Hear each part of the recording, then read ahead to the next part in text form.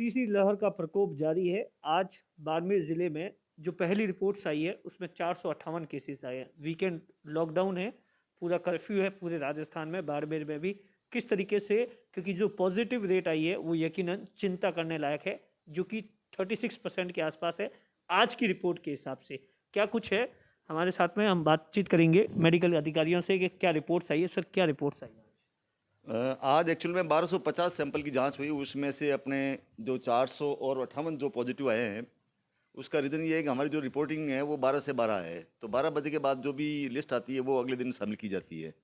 कल जैसे 268 थे, परसों भी 268 थे। तो कुछ पॉजिटिविटी बढ़ी है, कुछ सैम्पलिंग भी बढ़ी है। पहले सैम्पलिंग हमारे 1000 के आसपास होते थे, उसके बाद में हमने बढ़ा के 1200, 1500, अभी अपने 2000 के आसपास सैम्पलिंग हो रही है। तो दूसरा ये भी क्लाइमेट भी अभी जैसे ठंड भी बढ़ी है, सर्दी भी तेज़ हुई है। तो सर्दी में वैसे भी सर्दी जुकाम खांसी के पेशेंट बढ़ते हैं, और वायरल जो है इन्फेक्शन तो वैसे भी सर्दी के अंदर होता है।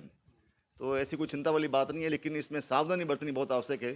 मास्क का प्रयोग करें ज़रूर। सभी आमजन से अपील करूंगा कि मास्क का प्रयोग करें, भीड़ भाड़ जगह पर नहीं जाए, और जितना हो सके सोशल डिस्टेंसिंग का ध्यान रखें। और घर में अगर किसी के कोई लक्षण आता है तो उसको इमीडिएटली उसको अस्पताल में डॉक्टर की सलाह लेके उसका ट्रीटमेंट ले। अच्छा सर, जो इस बार केसेस आ रहे हैं वो कहाँ-कहाँ से आते हैं? ज़्यादातर ग्रामीण इलाकों से आ रहे हैं, शहर से आ रहे हैं, कस्बों से आ रहे हैं, या वो एक क्या पैटर्न सामने आ रहा है? अभी वर्तमान में जो केसेस जो निकल रहे हैं वो अपने पीएमओ जो बाड़मेर का जो क्षेत्र है, जो सिटी का जो क्षेत्र है, अर्बन का क्षेत्र है, जैसे आज जो केसेस जो निकले हैं वो अपने करीब करीब इसमें 200 के आसपास केस निकले हैं अपने बाड़मेर के, जिसमें खासकर जो इंदिरा कॉलोनी है, राय कॉलोनी है, ये महावीर नगर है, इंदिरा नगर है, शास्त्री नगर है। तो स्कैटर्ड है ये। बाकी जो बार पेरीफ्री में जो है उसके अंदर अपने जो हाईएस्ट जो केस निकले हैं वो बालोतरा ब्लॉक में निकले हैं, सिंदरी ब्लॉक में निकले हैं, और धूरीमना ब्लॉक में निकले हैं। सर, इस बार और तीसरी लहर, पहली और दूसरी तीसरी लहर में पैटर्न में क्या कुछ फ़र्क है? आपने एनालिसिस किया, क्योंकि आप शुरू से ही इन सब चीज़ों को मॉनिटरिंग कर रहे हैं। क्या कुछ फ़र्क है देखने को?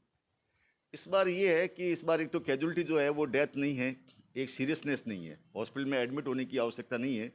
पेशेंट 60 to 70% जो मरीज है उनके लक्षण नहीं है, और वो उनका पॉजिटिव आ रहा है। 30 to 40% है उनके सिंपल सर्दी जुकाम खांसी है, उनके पॉजिटिव आ रहा है। तो उस वजह से जो वैक्सीनेशन हुआ है, भारत सरकार ने जो वैक्सीनेशन कराया है, इसका बहुत बड़ा इम्पैक्ट पड़ा है, और इससे जो अपनी कैजुअलिटी है वो काफ़ी कम हो गई है, सीरियसनेस सीवियरिटी वो भी काफ़ी कम हो गई है। तो अब कुल मिला के अगर देखा जाए तो जो डेथ वाला जो पहले डर था, जो लास्ट ईयर जो था, वो इस बार नहीं है।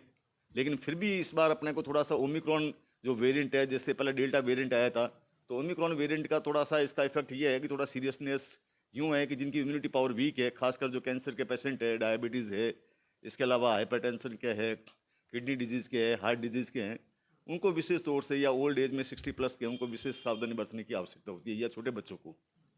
स्वास्थ्य विभाग की आपके पास में क्या एडवाइस आ रखी है आने वाले दिनों में? कब तक ये तीसरी लहर चलेगी, या किस तरीके से जो एडवाइस आती है एडवांस में कि हाँ अगले महीने में क्या होगा, या कब पीक पे जाएगा और कब वापस डाउन आएगा? WHO ने तो काफ़ी पहले ही इन्होंने कह दिया था कि फरवरी में ये पीक जाएगा।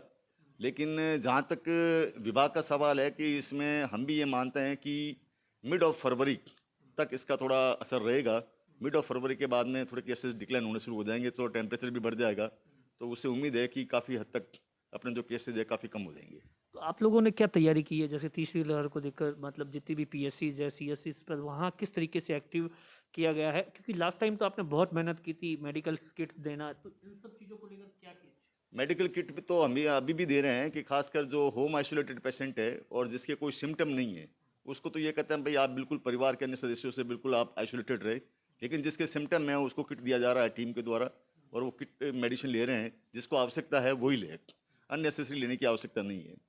रही बात यह है कि फील्ड के अंदर हमने सीएससी पे हमने 10 बेड को रिजर्व रखने के लिए उनको कर रखा है, और जिला अस्पताल पे भी हमारे जो करीब 357 जो बेड है उसमें बालोतरा और बाड़मेर दोनों मिला के वो हमने पूरी तैयारी कर रखी है। इसमें इसमें ऑक्सीजन वाले बेड भी है, वेंटिलेटर भी है।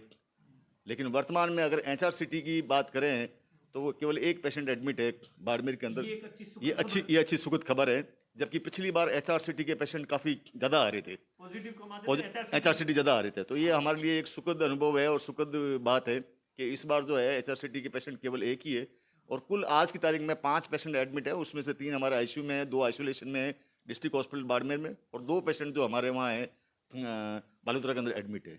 तो इस तरह से हमारे 6 पेशेंट एडमिट है आज की तारीख में। सर, जिस तरीके से इस बार सर्दी पड़ी है, चाहे वो जनवरी, आमतौर पर इतनी सर्दी के हम आदी भी नहीं हैं किसी भी तरीके से, लेकिन 10-15 दिन से जो सर्दी पड़ रही उसका भी असर सर देखने को मिल रहा है। बिल्कुल, सर्दी का भी असर होता है क्योंकि अपने यहाँ आमतौर पे इतनी ठंड पड़ती नहीं है और लोग बाग थोड़ा सा क्या है कि कपड़े पहनने का है कुछ ध्यान रखते हैं नहीं, तो थोड़ा सर्दी की चपेट में आ जाते हैं। जैसे अर्ली इन द मॉर्निंग, सुबह मॉर्निंग में बाहर निकलते हैं या नाइट के अंदर जैसे बाहर निकलते हैं तो उसमें गर्म कपड़ों के अभाव में जैसे सर्दी जुकाम खांसी तो हो ही जाती है।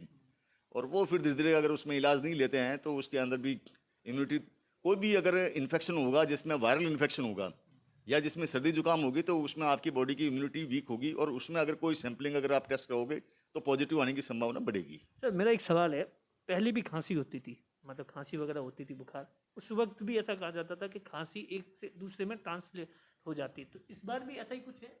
हाँ, जिसके भी खांसी है तो उसको प्रिकॉशन तो रखनी है कि वो किसी के सामने खांसी नहीं करे और मास्क का प्रयोग करे। खांसी वालों को मास्क का प्रयोग करना बहुत आवश्यक है।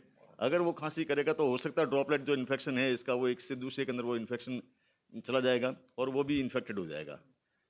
सर, मेरा आखिरी सवाल है, आम लोगों से क्या अपील है, बाड़मेर के ज़िले के लोगों के जो वीडियो देख रहे हैं उनसे क्या अपील है, किस तरीके से वो अपनी सावधानी रखें और अगर सिम्टम्स हो तो किस तरीके से, कहाँ पर जाना है, किस तरीके से? आम लोगों से मेरी यही अपील है कि जहाँ तक हो सके घर से बाहर अनावश्यक रूप से बाहर नहीं निकले, भीड़ भाड़ वाले सत्र में नहीं जाए। बाजार में भी अगर आप जाए तो वहाँ जहाँ कहीं दुकान पे अगर आप कोई परचेजिंग कर रहे हैं, सामान ले रहे हैं तो थोड़ा सा आप सोशल डिस्टेंसिंग बना के रखें। और जहाँ तक शादी ब्याहों की बात है तो अभी जो फरवरी के फर्स्ट वीक में काफ़ी शादियाँ हैं तो उसमें भी थोड़ा सा आप इसका कोविड का प्रोटोकॉल जो है वो उसकी पालना करें और लिमिटेड लोगों को शादी में उसमें इन्वाइट करें और वहाँ पर भी आप बिल्कुल सोशल डिस्टेंसिंग रखें और मास्क का प्रयोग करें, वो ज़्यादा ज़रूरी है। अब देखिए कि फरवरी तक पीक पर जाएगा, आप देख रहे हैं धीरे धीरे आंकड़े बढ़ रहे हैं, आज भी 458 के आसपास आंकड़े आए, आने वाले दिनों में और बढ़ेंगे, बस ज़रूरत है गाइडलाइन की पालना की। कैमरे के पीछे अश्विनी रामावत है, मैं आपका साथी दिनेश बोहरा।